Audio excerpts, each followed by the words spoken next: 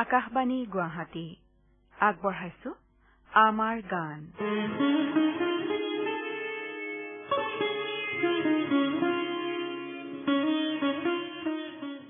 প্ৰিয় শ্ৰোতা, আমাৰ গানৰ এই খণ্ডটিলৈ আপোনাক স্বাগতম জনাইছো। এই খণ্ডটিৰ বাবে গান আৰু কথা লগত লৈ মই অৱনী বৰা আৰু মোৰ লগত আছে মেলডী পাটকিলি। অনুষ্ঠান আৰম্ভ কৰিছো বীৰেন্দ্ৰনাথ দত্তৰ এটি গীতেৰে। গীতটিৰ ৰচনা জ্যোতিপ্ৰসাদ আগৰৱালাৰ।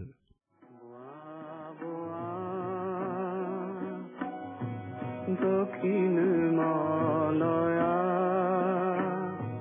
ততিনি গোৱা বোৱা বোৱা সমীৰণে আহি পৰাণ জোৰালে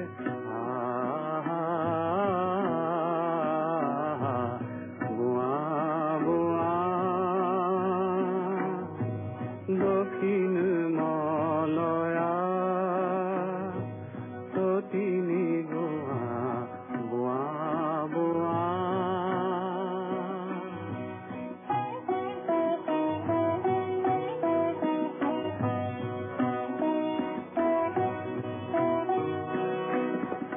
কোন নন্দনত পাৰিজাত ফুলে বিলাই সুৰভি বিয়াকুল কৰে। কোন নন্দনত পাৰিজাত ফুলে বিলাই সুৰভি বিয়াকুল কৰে।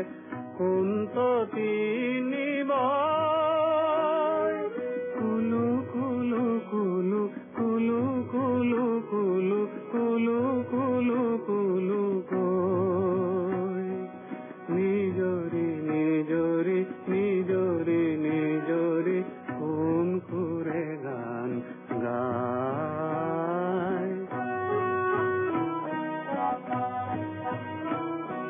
প্ৰাণ মতলীয়া কৰা লখুৱা ইকিনো মায়া ইকিনো মায়া ইকিনো ইকিনো ইকিনো মায়া ইকিনো ইকিনো ইকিনো মায়া ইকিনো ইকিনো ইকিনো মায়া ইকিনো ইকিনো ইকিনো মায়া ইকিনো ইকিনো ইকিনো মায়া বোৱা বোৱা দক্ষিণ মালয়া ততিনি গোৱা বোৱা বোৱা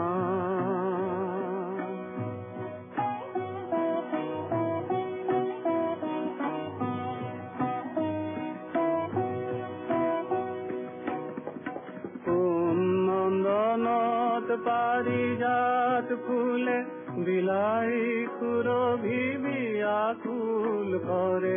কোন নন্দনত পাৰিজাত ফুলে বিলাই সুৰভি বিয়াকুল কৰে। কোন ততিনি বয় কুলু কুলু কুলু কুলু কুলু কুলু কুলু কুলু কুলু কৈ নিজৰি নিজৰি নিজৰি নিজৰি কোন সুৰে গান গায়।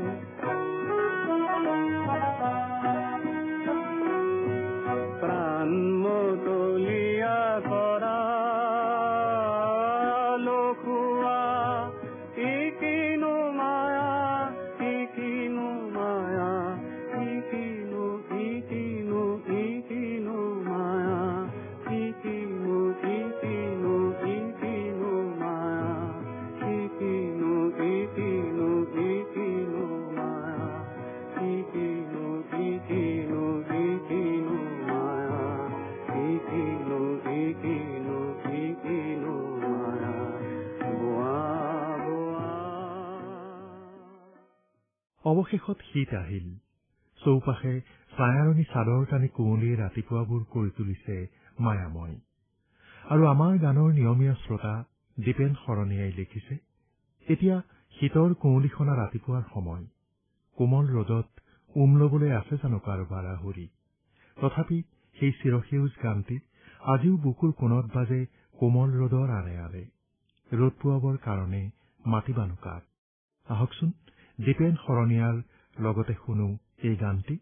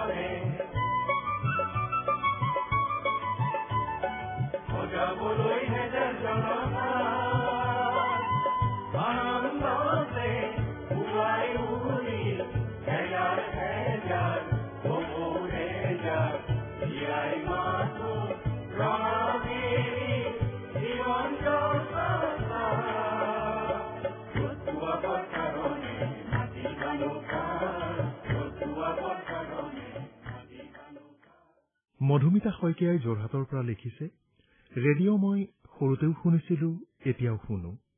যদিও কেছেট চিডি আদিত গান শুনো, তথাপি ৰেডিঅ'ত গান শুনাৰ মাদকতা এতিয়াও এৰিব পৰা নাই।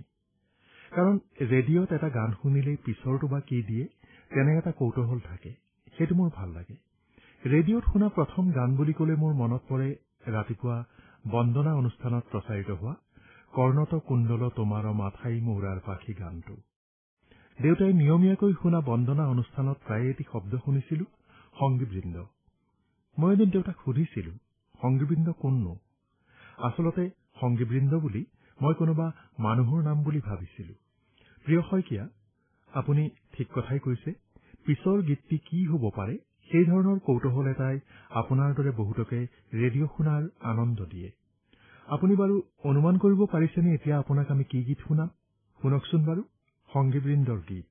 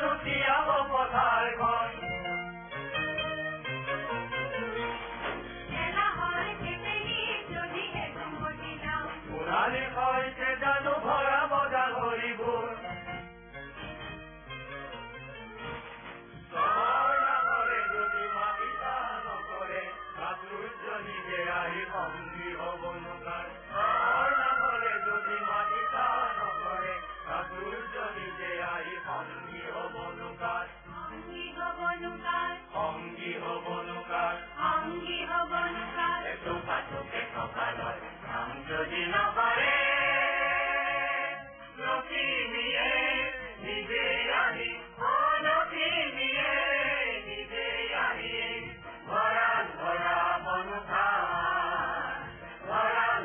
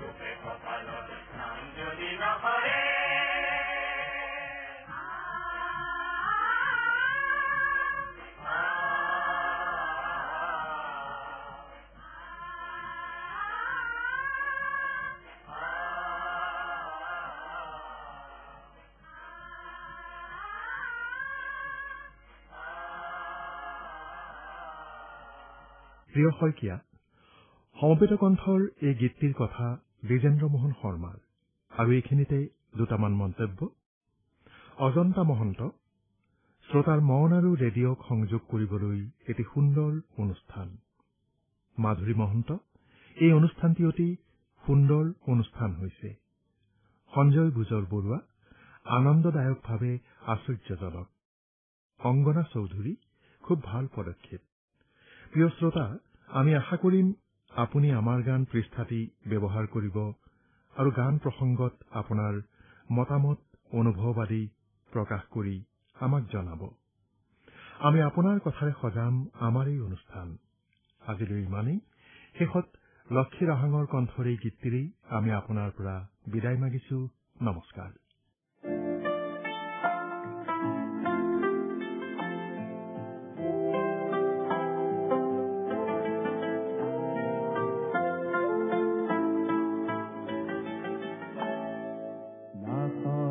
বতাহে ধীৰি ধীৰি গতিৰে কপালে চাওঁ যে গুণ গুণকৈ বাগৰে সুৰৰে ঢৌ ঢৌ শেৱালি ফুলেৰে চোতাল ভৰিলে মোৰ তুমি আহোঁতেই নাচনি বতাহে ধীৰি ধীৰি গতিৰে কপালে চাওঁ যে গুণ গুণকৈ বাগৰে সুৰৰে ঢৌ ঢৌ শেৱালি ফুলেৰে চোতাল ভৰিলে মোৰ তুমি আহোঁতেই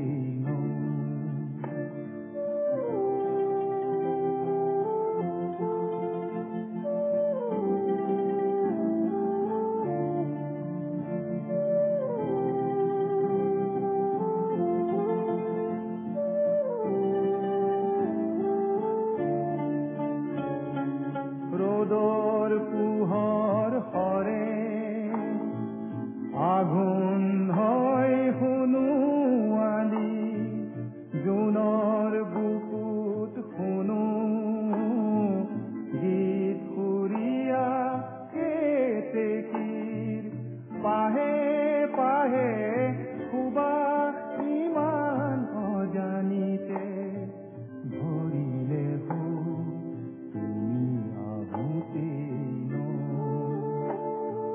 নাচনি বতাহে ধীৰি ধীৰি গতিৰে কপালে চাওঁ যে গুণ গুণকৈ বাগৰে সুৰৰে ঢৌ ঢৌ শেৱালি ফুলেৰে চোতাল ভৰিলে মোৰ তুমি আহোঁতেই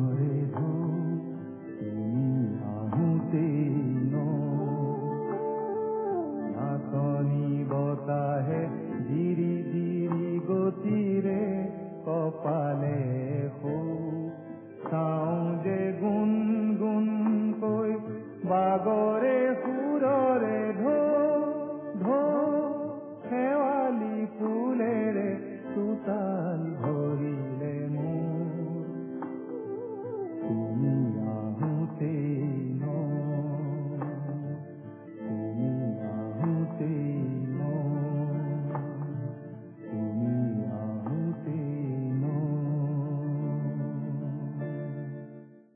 আমাৰ গান অনুষ্ঠানটি শুনিলে উপস্থাপন কৰিলে অবনী বৰাই প্ৰযোজনা সহযোগী মেলোডি পাটগিৰি অনুষ্ঠানটিৰ পৰিকল্পনা আৰু প্ৰযোজনা উৎপল দত্তৰ